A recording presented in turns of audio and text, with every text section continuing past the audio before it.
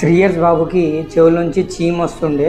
Parents ఏం చేశారంటే దగ్గరున్న మెడికల్ షాప్కి వెళ్ళి ఇయర్ డ్రాప్స్ తీసుకొని వేశారు. తగ్గిపోద్దులే అనుకున్నారు. 3 రోజు చీము రావడం ఇంకెక్కువైంది. 4 రోజు ఫిట్స్ వచ్చినాయని హాస్పిటల్కి వచ్చారు. చెక్ చేస్తే వానికి బ్రెయిన్లో ఇన్ఫెక్షన్ అయింది. బ్రెయిన్లో ఇన్ఫెక్షన్ ఎందుకు అయిందంటే ఈ చెవులో నుంచి చీము ఇన్ఫెక్షన్ అనేది బ్రెయిన్కి సోకడం వల్ల ఫిట్స్ వచ్చినాయి బాబుకి. చాలామంది పేరెంట్స్ చేసి పెద్ద తప్పు ఏంటంటే చెవులోంచి చీము వస్తే దగ్గరున్న మెడికల్ షాప్కి వెళ్ళి ఇయర్ డ్రాప్స్ తీసుకొని వేస్తూ ఉంటారు, తగ్గిపోద్ది అనుకుంటారు. కొంతమంది చెవులో ఆయిల్ వేస్తుంటారు, దానివల్ల ఇన్ఫెక్షన్ అనేది ఇంకా ఎక్కువ అవుతుంది. ఇన్ఫెక్షన్ ఎక్కువ అయితే వినికిడి సమస్యలు, ఒకసారి బ్రెయిన్ సోకి ఫిట్స్ కూడా రావచ్చు.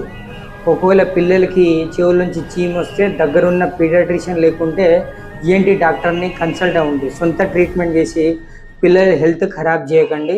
ఈ వీడియో ప్రతి ఒక్కరికి షేర్ చేయండి and me story and status